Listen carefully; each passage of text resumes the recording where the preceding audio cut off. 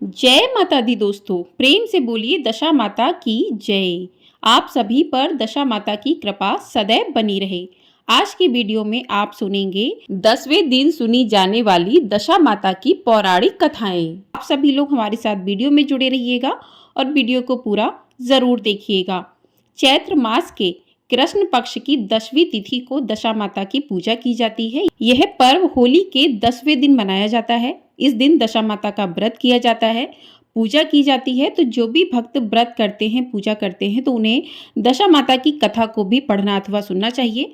ऐसा करने से घर में सुख समृद्धि का वास होता है और करोड़ों गुना यानी कि 10 गुना फल की प्राप्ति भी होती है। तो आज की वीडियो में आप सुनेंगे दशा माता के व्रत में सुनी जाने वाली अद्भुत कहानियां। तो प्रिय श्रोताओं, पहली कहानी के अनुसार एक राजा था, उसकी 2 रानियां थीं। बड़ी रानी के कोई भी संतान नहीं थी। छोटी रानी के पुत्र था। राजा छोटी रानी और राजकुमार को बहुत प्यार करता था। बड़ी रानी छोटी रानी से ईर्ष्या करने लगी। बड़ी रानी राजकुमार के प्राण हर लेना चाहती थी। एक दिन राजकुमार खेलता खेलता बड़ी रानी के चोक में चला गया। बड़ी रानी ने राजकुमार के गले मई एक काला सांप डाल दिया। छोटी रानी दशा माता का व्रत करती थी। राजकुमार दशा माता का ही दिया हुआ था। दशा माता की कृपा से राजकुमार के गले में सांप बिना नुकसान पहुंचाए चला गया। दूसरे दिन बड़ी रानी ने लड्डुओं में जहर मिलाकर राजकुमार को खाने के लिए दिया। राजकुमार जैसे ही लड्डू खाने लगा तो दशा माता एक दासी का रूप धारण करके आई और राजकुमार के हाथ से लड्डू छीन लिए। बड़ी रानी का यह वार भी खाली गया। रानी को बड़ी चिंता हुई कि किसी भी तरह से राजकुमार को मारना है। तीसरे दिन जब राजकुमार फिर बड़ी रानी के आंगन में खेलने गया तो रानी ने उसे पकड़कर गहरे कुएं में ढकेल दिया। चूंकि कुआं बड़ी रानी के आंगन में बना था, इसलिए किसी को भी पता नहीं चला कि राजकुमार कहाँ गया। लेकिन जैसे ही बड़ी रानी ने राजकुमार को कुएं में धकेला तो दशा माता ने उसे बीच में ही रोक दिया। इधर दोपहर हो जाने पर राजकुमार के ना लौटने पर राजा व छोटी रानी को चिंता सताने लगी। दशा माता को भी इस बात की चिंता हुई। राजकुमार को उसके माता पिता के पास किस प्रकार पहुंचाया जाए। राजकुमार को तलाश करने वाले कर्मचारी निराश होकर बैठ गए। राजा व छोटी रानी पुत्र शोक में रोने लगे। तब दशा माता ने भिखारी का रूप धारण किया और राजकुमार को गले से लगाए राजद्वार पर पहुंची। वह राजकुमार को एक वस्त्र में छिपाए हुए भिक्षा मांगने लगी। सिपाहियों ने उसे धुतकार कर कहा, तुझे भिक्षा की पड़ी है और यहाँ राजकुमार खो गए हैं। सारे लोग दुख और चिंता से व्याकुल हो रहे हैं। इस पर दशा माता बोली, भाइयों, पुण्य का प्रभाव बड़ा ही विचित्र होता है। यदि मुझे भिक्षा मिल जाए तो संभव है कि खोया हुआ राजकुमार भी तुम लोगों को मिल जाए। यह कहकर वह देरी पर पैर रखने लगी। सिपाहियों ने उन्हें आगे बढ़ने से रोका। उसी समय दशा माता ने बालक का पैर वस्त्र से बाहर कर दिया। सिपाहियों ने समझा कि कुंवर उसके हाथों में है, इसलिए उसे अंदर जाने दिया। दशा माता कुंवर को लिए भीतर चली गई। उसने राजकुमार को चौक में छोड़ दिया और वापस चली गई। परंतु रानी ने दशा माता रूपी भिखारन को देख लिया था। उसने कहा, खड़ी रहो और कौन हो तुम? तुमने 3 दिन मेरे बेटे को छिपा कर रखा है। तुमने ऐसा क्यों किया? तुम्हें मेरे इस प्रश्न का उत्तर देना होगा। दशा माता उसी समय ठहर गईं। उन्होंने बताया कि मैं तुम्हारे पुत्र की चोरी करने वाली नहीं हूँ। मैं तो तुम्हारी आराध्य देवी दशा माता हूँ। मैं तुम्हें सदैव सचेत करने आई हूँ कि बड़ी रानी तुमसे ईर्ष्या करती हैं। वह तुम्हारे पुत्र के प्राण हर लेना चाहती हैं। एक बार उसने तुम्हारे पुत्र के गले में काला सांप डाला था, जिसे मैंने भगाया। दूसरे बार उसने इसे विष के लड्डू खाने को दिए थे, जिसे मैंने उसके हाथों से छीन लिए। इस बार उसने तुम्हारे राजकुमार को अपने आंगन के कुएं में ढकेल दिया था और मैंने इस बीच में ही रोककर उसकी रक्षा की। इस समय मैं भिखारिन के भेष में तुम्हें सचेत करने आई हूँ। यह सुनकर छोटी रानी दशा माता के पैरों में गिरकर क्षमा मांगने लगी।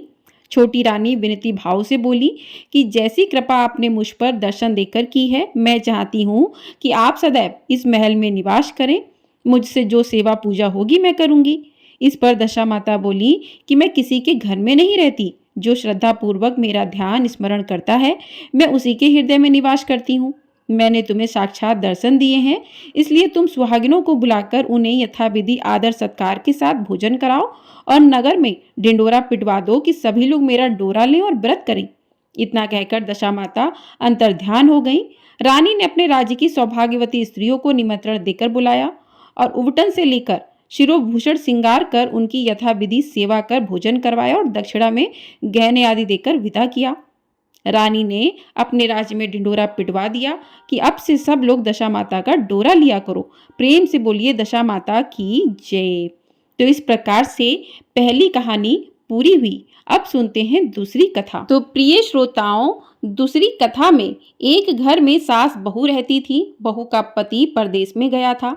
एक दिन सास ने बहू से गांव में से आग लाकर भोजन पकाने को कहा। बहू गांव में आग लेने गई, पर किसी ने भी उसे आग नहीं दी और सभी ने कहा कि जब तक दशा माता की पूजा नहीं हो जाती तब तक आग नहीं मिलेगी। बेचारी बहू खाली हाथ घर लौट आई। उसने सास को बताया कि गांव भर में आज दशा माता की पूजा है, इसलिए कोई भी आग नहीं दे रहा है। शाम हो जाने पर सास आग लेने गांव में गई तो स्त्रियों ने उसे आराम से बिठाया और कहा कि सुबह तुम्हारी बहू आग लेने आई थी, परंतु हमारे यहाँ पूजा नहीं हुई थी, इसलिए मैं आग नहीं दे सकी। सास आग लेकर अपने घर पहुंची ही थी कि एक आदमी बछड़ा लिए आया और उसके पीछे एक गाय थी। स्त्री ने उससे पूछा कि यह गाय का पहला बच्चा है क्या? आदमी ने उत्तर दिया हाँ। उसने फिर पूछा कि बछड़ा है या बछिया? उसने जवाब दिया कि बछड़ा है। सास ने घर जाकर बहू से कहा, आओ हम दोनों भी दशा माता का डोरा लें और व्रत करें। दोनों सास बहुओं ने डोरा लिया। सवेरे से व्रत आरंभ किया। 9 व्रत पूरे हो जाने पर 10वें दिन डोरे की पूजा की। सास बहू दोनों ने मिलकर गोल गोल 10 अर्थात कुल 20 फेरे बनाए। 21वां बड़ा फेरा गाय को दिया। पूजन समाप्त होने पर सास बहू दोनों पारण करने बैठी। उसी समय बुढ़िया के बेटे ने परदेश से लौटकर दरवाजे पर आवाज लगाई। आवाज सुनकर माँ ने मन में सोचा कि क्या हुआ, थोड़ी देर बीता दरवाजे पर ही खड़ा रह जाएगा, मैं पारण करने के बाद दरवाजा खोलूंगी।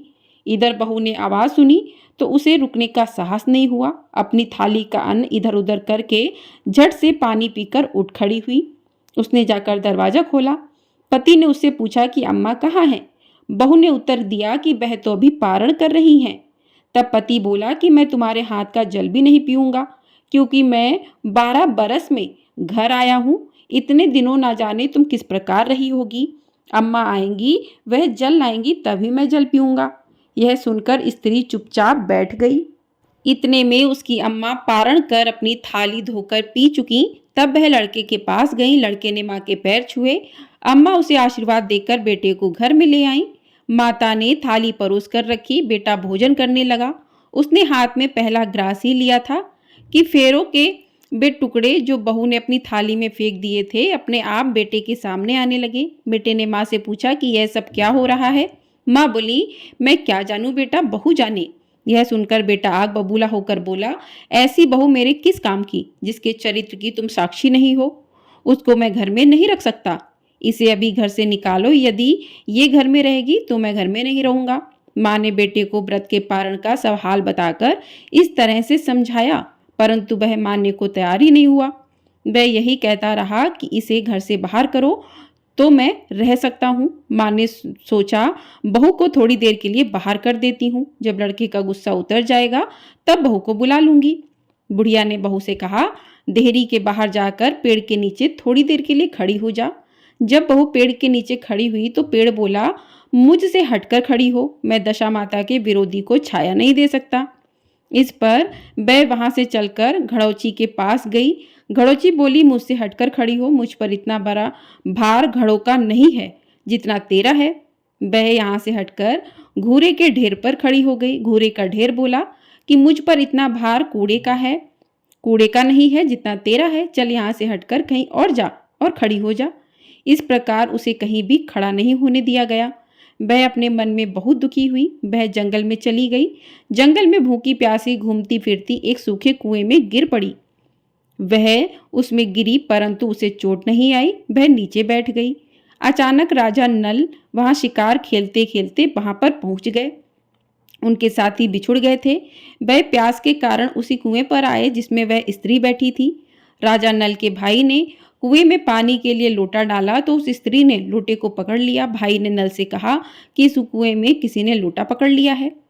तब राजा नल ने कुएं पर आकर कहा कि तुम यदि पुरुष हो तो मेरे धर्म के भाई हो, यदि स्त्री हो तो मेरी धर्म की बहन हो। तुम जो भी हो बोलो, मैं तुम्हें बाहर निकाल लूंगा। स्त्री ने आवाज दी। राजा ने उसे बाहर निकाल लिया तथा हाथी पर बैठा के राजधानी ले आया।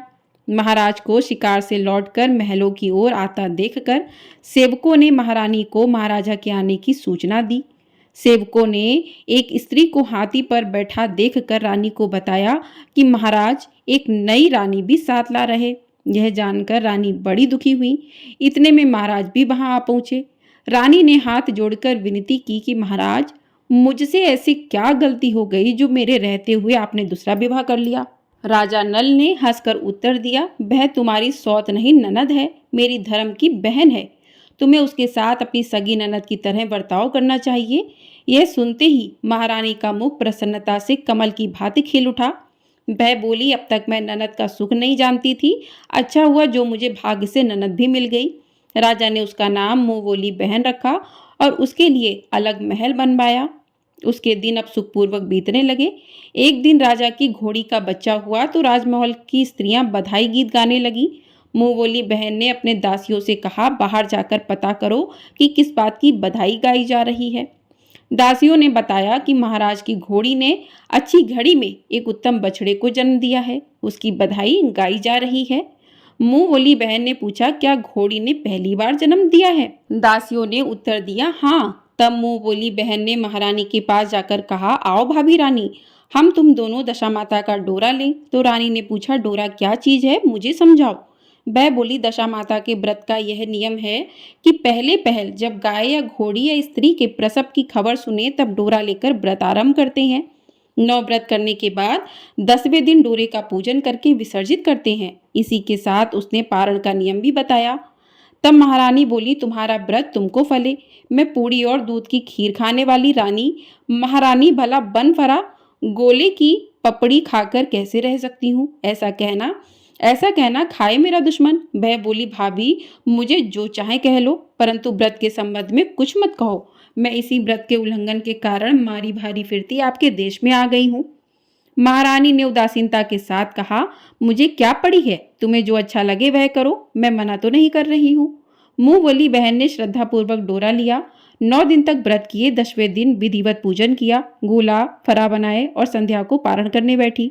उसी समय उसके पति को अचानक कुछ प्रेरणा सी हुई और वह अपनी माता से आज्ञा लेकर अपनी पत्नी को ढूंढने चल दिया।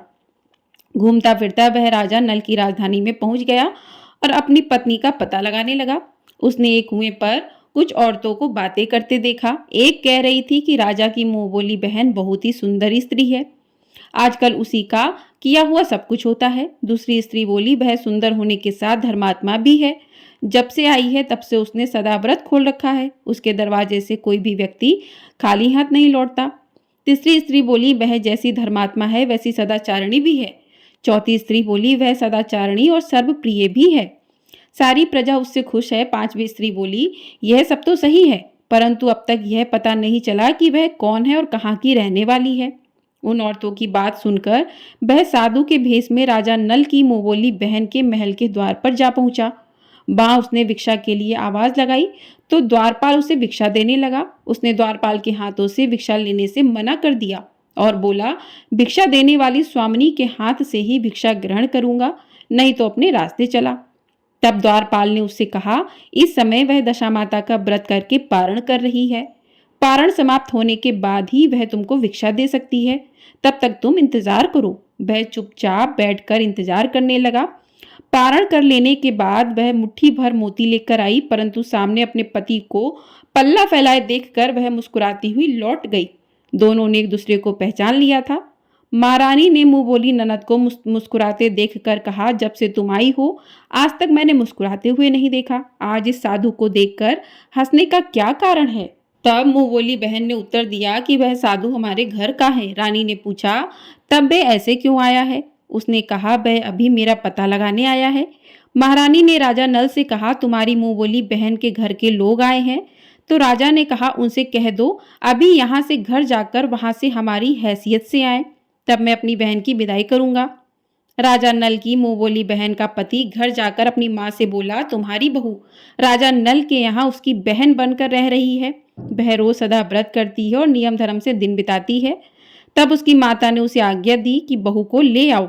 वह डोली, पीनस, बाजे गाजे, कहार आदि के साथ यथाचित सज धज कर राजा नल की राजधानी को चल दिया। राजा ने उसका यथोचित आदर सत्कार किया और कुछ दिन मेहमानी में रखकर विधि पूर्वक बहन की विदाई की। जब वह महल से बाहर निकल चलने लगी तो महल भी उसके पीछे पीछे चलने लगा। तब महारानी बोली, ननद जी तुम चली और मेरा महल भी ले चली, जरा पीछे मुड़कर तो देखती जाओ।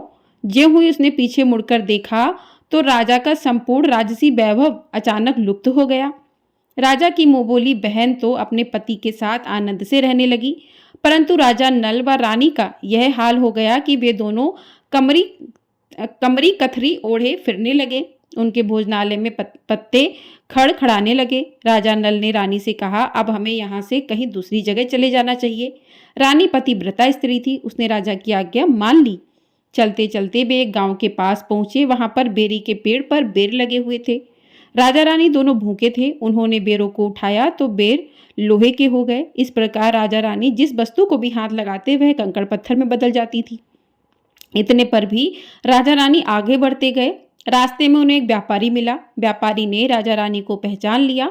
उसने राजा रानी के भोजन के लिए सेर भर आटा दिया। वे आटा लेकर नदी के किनारे गए। वहां रानी भोजन बनाने लगी और राजा नल स्नान करने चले गए। उस नदी में मछुआरे मछलियां पकड़ रहे थे। मछुआरों ने राजा को 4 मछलियां दी। रानी ने मछलियां भूनकर रोटियां बना ली। राजा नल भोजन करने बैठे तो रोटियां ईंट में परिवर्तित हो गईं और मछलियां उछलकर नदी में चली गईं। वहां से चलकर राजा रानी अपनी मुंह बोली बहन के घर आए। बहन को जब पता चला कि भाभी भाई आए हैं तो उसने सेवकों से पूछा कैसे आए हैं। सेवकों ने कहा भिखारिन के हाल में आए हैं। यह सुनकर उसे बड़ी लज्जा आई। उसने राजा रानी को एक कुम्हार के यहाँ ठहरा दिया। शाम को थाल सजाकर बहन स्वयं भाभी से मिलने कुम्हार के घर गई। उसने भाभी के सामने थाल रखा तो भाभी ने कहा कि इस थाल में जो कुछ भी है उसे कुम्हार के चक्के के नीचे रख दो और चली जाओ। ननद थाल का सामान चक्के के नीचे रखकर चली गई। थोड़ी देर में राजा ने आकर रानी से पूछा, कहो बहन आई थी? क्या लाई थी? रानी ने कहा, आई तो थी, पर जो कुछ लाई थी मैंने इस चक्के के नीचे रखवा दिया है। राजा ने वहां देखा तो वहां कंकड़ पत्थरों के सिवा कुछ भी नहीं था। राजा को समझते देर न लगी कि यह सब बुरी दशा के कारण है। भला वह मेरे लिए कंकड़ पत्थर क्यों लाएगी? अब राजा रानी वहां से चलकर अपने मित्र के घर गए। मित्र के को लोगों से पता चला तो उसने उनसे पूछा कैसे आना हुआ। उन्होंने उत्तर दिया, भिखारियों के हाल में आए हैं। मित्र ने दुखी होकर कहा, कोई बात नहीं, जैसे आए हैं वैसे अच्छे आए, आखिर मित्र हैं, उन्हें महलों में ले आओ। मित्र ने उन दोनों का स्वागत किया, स्वादिष्ट भोजन कराया, एक कमरे में उनके लिए पलंग बिछवा दिया। उस कमरे में एक खूंटी पर नौलखा का हार टंगा था। आधी रात के समय राजा तो सो गए परंतु रानी जाग रही थी। रानी ने देखा कि हार वाली खूंटी के पास दीवार में एक मोर का चित्र बना हुआ है। मोर धीरे धीरे हार को निगल रहा है। रानी ने राजा को जगाकर यह दृश्य दिखाया तो राजा ने सोचा यहाँ से चुपचाप भाग चलना चाहिए, नहीं तो सवेरे चोरी का कलंक लगेगा। तब मित्र को क्या मुंह दिखाएंगे। बेचारे राजा और रानी उठकर जंगल की तरफ चल दिए। दोनों चलते चलते एक दूसरे राजा की राजधानी में पहुंच गए। वहां अतिथि और भिक्षुओं को सदा व्रत दिया जाता था।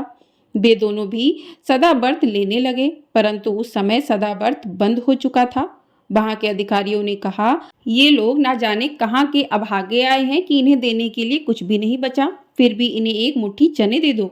उन्होंने इस प्रकार से अनादर और कड़वी बातें सहित दान देना अस्वीकार कर दिया। वे दानाध्यक्ष की निंदा करते हुए बोले कि ऐसी कंजूसी है तो सदा व्रत देने का नाम ही क्यों करते हो। दानाध्यक्ष बोला, यह तो बड़ा घमंडी भिक्षुक लगता है, भीख भी मांगता और गाली भी देता है, इनको हवालात में डाल दो। इस प्रकार दोनों को एक कोठरी में बंद कर दिया गया। एक एक मुट्ठी चने दोनों को खाने के लिए मिलने लगे। जिस कोठरी में राजा रानी बंद किया गया था उसी के पास आम रास्ता था। एक जमादारनी राजा की घुड़साल साफ कर उसी रास्ते से निकला करती थी। एक दिन वह बहुत देर से निकली तो रानी उसे पूछने लगी, आज तुम्हें इतनी देर कैसे हो गई? तो वह बोली, आज राजा की घोड़ी के बछड़ा हुआ था, उसकी टहल में देर हो गई। तो रानी ने पूछा कि घोड़ी का पहला प्रसव है क्या? तो जमादारनी ने बताया, पहली बार। रानी ने फिर पूछा, बछड़ा हुआ या बछड़ी? जमादारनी ने बताया कि बहुत अच्छा बछड़ा हुआ है। यह सुनकर रानी ने राजा से कहा, एक बार मैंने तुम्हारी मुंह बोली बहन के डोरे का अनादर किया था, उसी दिन से हमारी दशा बदल गई है। मैं आज दशा माता का डोरा लेना चाहती हूँ। राजा ने कहा, परंतु यह पूजा की सामग्री कहाँ से आएगी? उसके नियम धर्म का पालन कैसे होगा? तो रानी ने उत्तर दिया कि दशा माता ही सब कुछ करेंगी। मैं तो उन्हीं का नाम लेकर डोरा लेती हूँ, फिर जो होगा देखा जाएगा। रानी ने तो तार राजा की पगड़ी से और एक तार अपने आंचल का लेकर अपना डोरा तैयार किया और उसे समय से व्रत करने लगी। थोड़ी देर में ही वहां का राजा अपनी घोड़ी को देखने के लिए उसी रास्ते से निकला। तो राजा ने नल दंपति को देखा कोठरी में बंद देखकर पूछा कि वे लोग कौन है और उनका अपराध क्या है। तो पहरेदारों ने कहा, ये लोग भिक्षा लेने आए थे, ये आपको आशीर्वाद देने के बदले गालियां देते थे, इसी कारण दानाध्यक्ष ने इन लोगों को कैद में डाल दिया। राजा ने कहा, ये तो इनका कोई अपराध नहीं है, इनको मनोवांछित भिक्षा नहीं मिली होगी इसलिए ये गालियां देने लगे होंगे। इनको संतुष्ट करना चाहिए था, ना कि कैद में डाल देना चाहिए था। इनको अभी रिहा करो। राजा की आज्ञा से उसी समय दोनों को कोठरी से बाहर निकाला गया। राजा उनके पांव में पद्म और माथे पर चंद्रमा देखकर पहचान गया कि यह तो राजा नल और रानी दमयंती हैं।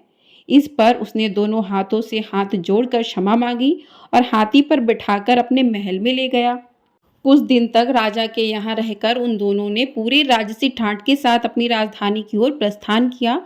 रास्ते में वे पहले अपने मित्र के यहाँ गए। मित्र ने राजा नल के आने की खबर सुनकर लोगों से पूछा कि मित्र आए तो कैसे आए।